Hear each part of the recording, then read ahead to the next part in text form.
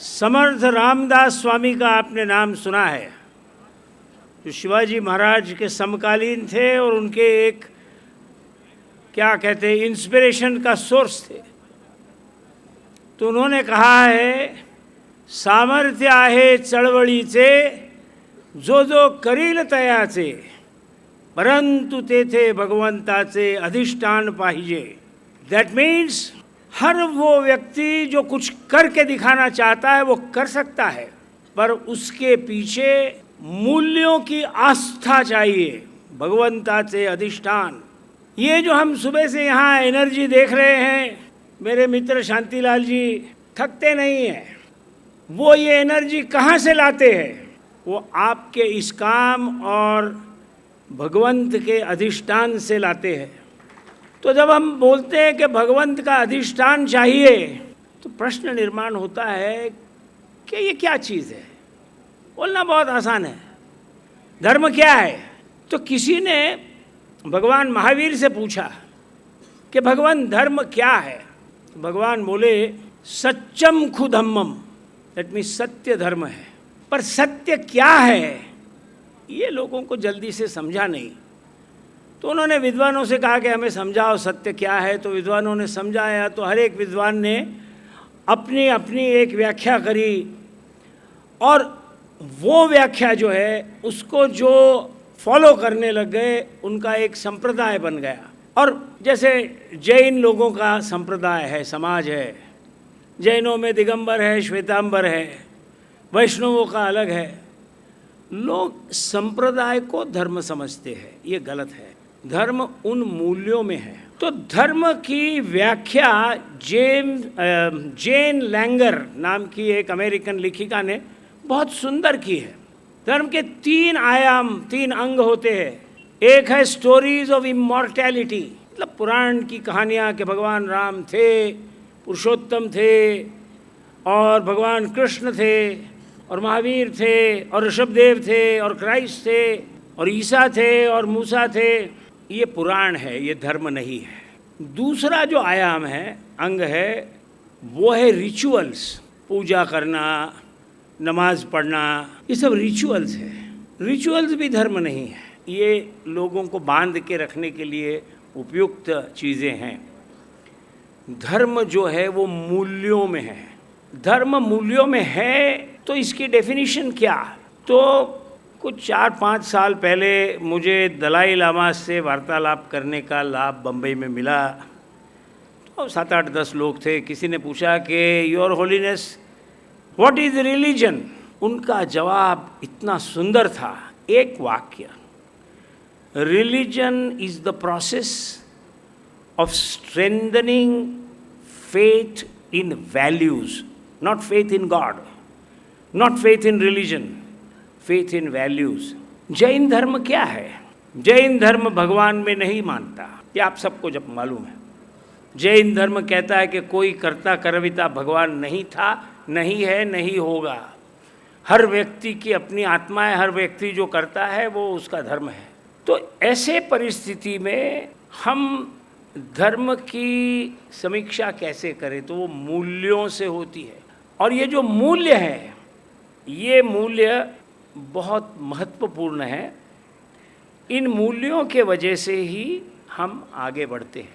अब मैं आपसे कह रहा था कि सत्य पर से सिद्धांत आए, सिद्धांत पर से संप्रदाय आए। आज से 100 साल पहले जो संप्रदाय थे, जैनियों के, वैष्णवों के, उनमें पावर थी, संगठना थी, वो जो कहते थे वो होता था। आज वो जो संप्रदाय है वो बिखर गए हैं। तो आगे क्या मूल्य खत्म हो जाएंगे? नहीं, संप्रदाय से आगे संस्था है। और शांतिलाल जी ने भारतीय जैन संगठना एक संस्था के रूप में खड़ी करी है। संस्था चिरंतन है, हरदम चालू रहती है, कभी बंद नहीं होगी, सैकड़ों साल चलेगी। It is a legal person. और संस्था का महत्व समझना बहुत ज़रूरी है। मैं आपको एक उदाहरण देता हूँ। हिंदुस्तान में अंग्रेज़ों का करीबन 200 साल बहुत तगड़ा राज था। अंग्रेज कोई बड़ी सेना लेके जहाज़ों में बड़े बैठ के, घोड़ों पे बैठ के, तोपे लेके हिंदुस्तान नहीं आए थे। कैसे उन्होंने हमारा देश कैप्चर किया? आंसर इज संस्था। कंपनी सरकार थी। कंपनी सरकार क्या थी?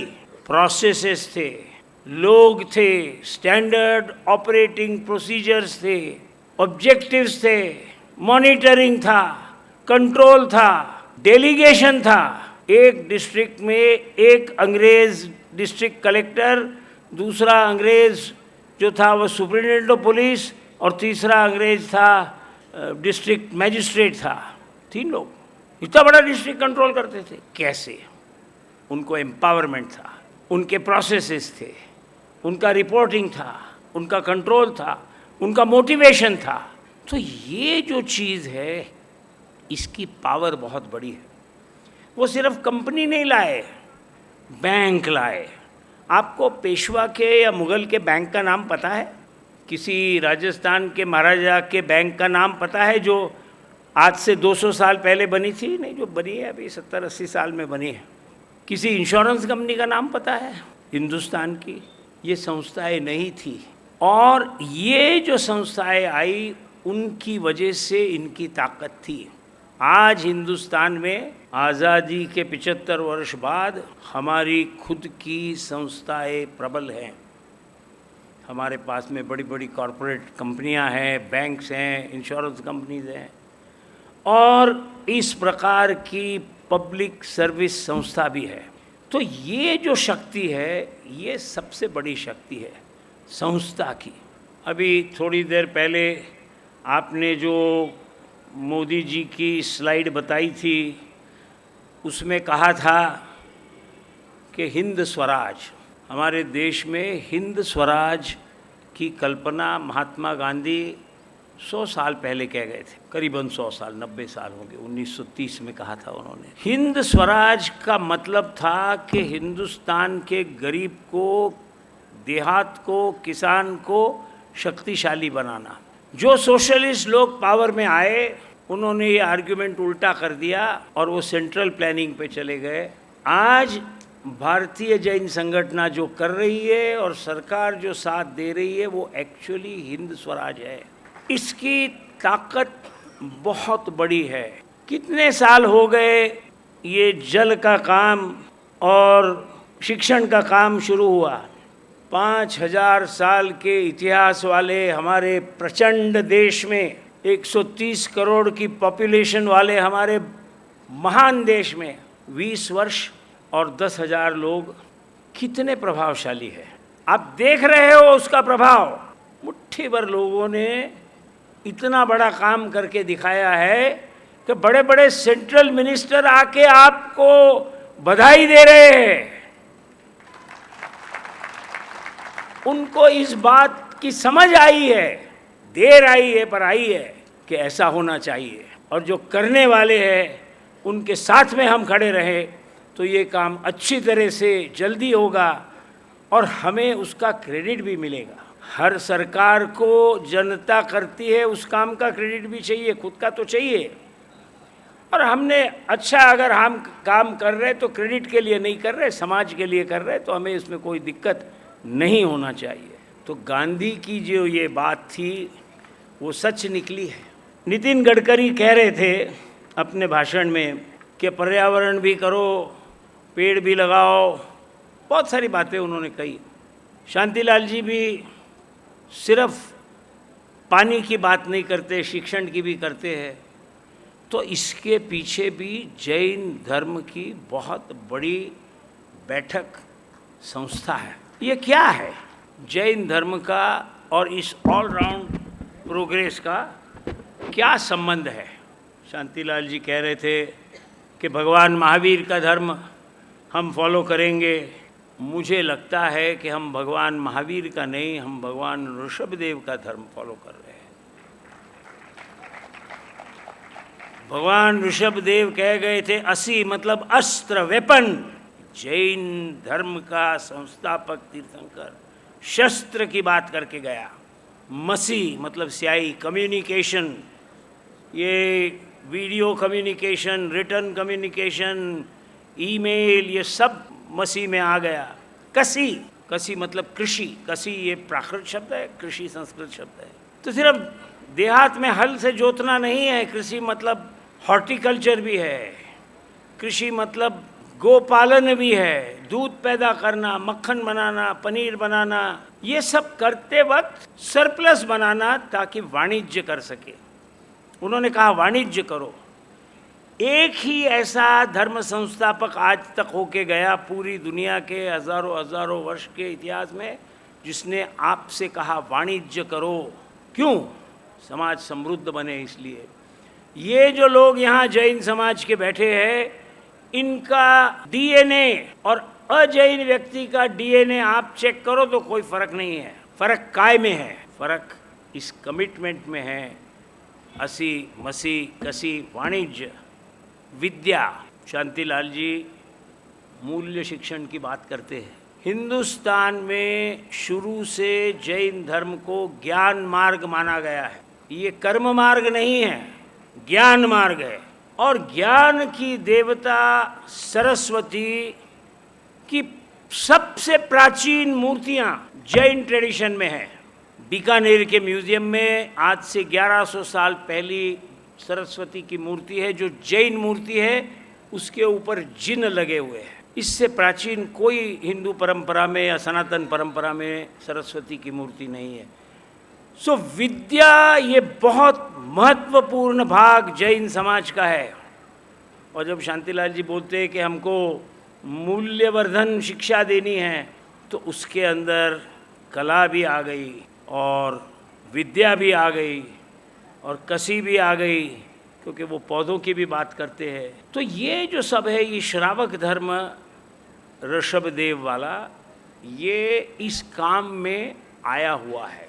मैं नहीं मानता कि ये जो कार्य हो रहा है, ये चूंकि शांतिलाल जी बहुत ही प्रभावी व्यक्तिमत्व है, सिर्फ इसलिए हो रहा है।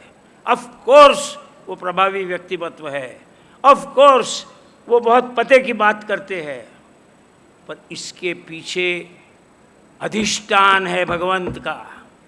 और वो जो अधिष्ठान भगवंत का है, वो जो समझता है, वो उसको आत्मसात करता है और उस मूवमेंट में वो दाखिल होता है।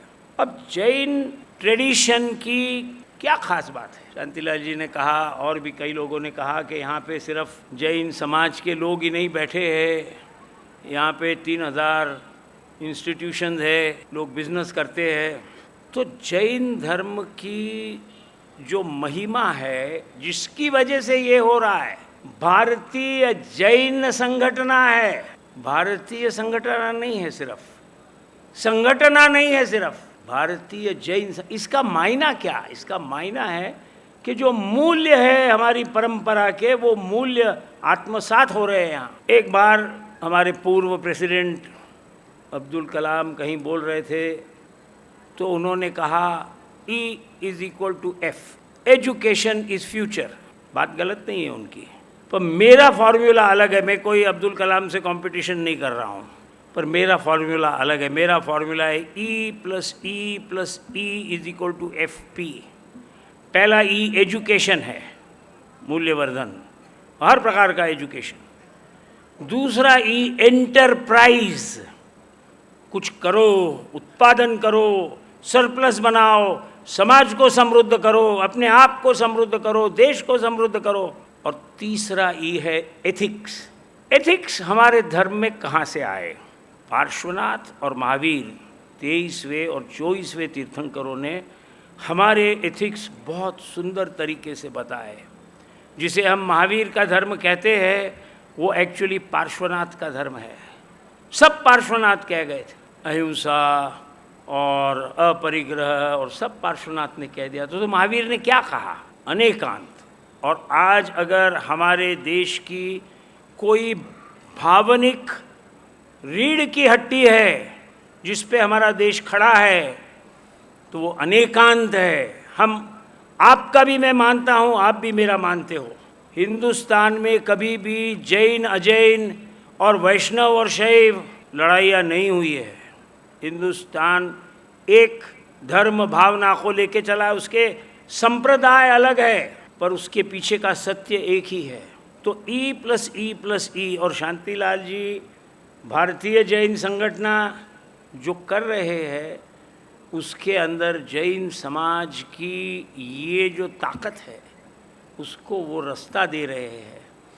और वो जो कह रहे हैं और बाकी के लोगों ने भी जो कहा कि ये बहुत बढ़ सकता है, ये पॉसिबल इसलिए है कि हालांकि जैन पॉपुलेशन सिर्फ 0.35% ऑफ आवर नेशनल पॉपुलेशन है, यहाँ पे कितने लोग हैं? 0.000035 है। कितना स्कोप है हमको ये बढ़ाने के लिए। तो मैं जो शांतिलाल जी के बीजेएस की तरफ अट्रैक्ट हुआ हूँ, ये इसलिए हुआ हूँ कि इस डायनामिक महान व्यक्ति ने जो रास्ता खोजा है, समाज के जो प्रॉब्लम्स है, नीचे देहातों में प्रॉब्लम है, नीचे प्राइमरी स्कूल्स जिसमें जो गवर्नमेंट चलाती है उसमें प्रॉब्लम्स हैं, वो कैसे हल किए जाए ताकि हमारा देश सशक्त और सुदृढ़ बने। और उन्होंने ये बराबर देखा है कि किन बच्चों के पास मूल्य लेके जाना है। चाइल्ड साइकोलॉजिस्ट कहते हैं कि जो बच्चा 6 साल तक का है वो और किसी की नहीं सुनता, माँ की सुनता है सिर्फ। माँ बोलेगी हाँ करो तो करेगा, माँ बोली नहीं नहीं करना तो नहीं करेगा, वो फिर कोई जंग पछाड़ ले, उसको नहीं पड़ता वो। और जो बच्चा 7 साल से 12-13 साल तक का है वो टीचर की सुनता है। टीचर को सब पता है, उसको पता है, उसने बताया मेरे को, आप बोल रहे हो वो गलत है। मेरे को पर्सनली अनुभव है कि मैं मेरे बच्चों को जब वो स्कूल से आते थे मैं पूछता था क्या क्या बताते थे, मैंने कहा गलत है, तो बोलते आपको नहीं पता, मेरी टीचर बोलती है ऐसा है।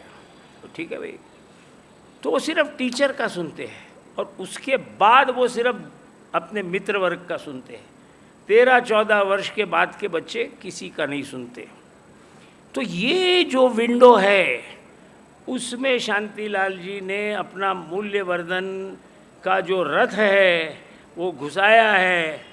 जैसे कि कोई एक लड़वैया चक्रव्यूह में जाता है तो उसको मालूम है अंदर कैसे जाना, क्योंकि इस चक्रव्यूह में से बाहर तो आना नहीं है, इस चक्रव्यूह को बढ़ाते जाना है। तो ये जो चीज़ें हैं ये मैं आपसे कहना चाहता था कि भारतीय जैन संगठना काम तो कर रही है, पानी पे भी कर रही है, शिक्षण पे भी कर रही है, पीछे उन्होंने और काफ़ी सारी चीज़ें भी करी है। तो मेरे दृष्टि से उनका जो मूल्याधिष्ठित मतलब मूल्यों को पकड़ के चलने का तरीका है और जैन समाज को, जैन युवाओं को प्रवृत्त करने का प्रयास है, ये सबसे महत्वपूर्ण है। फिर आज वो पानी का काम कर रहे हैं, कल कुछ और का करेंगे, परसों कुछ और का करेंगे। भारतीय जैन संगठना, युवा जैन समाज अगर इसमें कार्यरत रहा तो हमारे में ताकत है कि देश को बदल सकते हैं। इतना ही कह के मैं रुकता हूँ।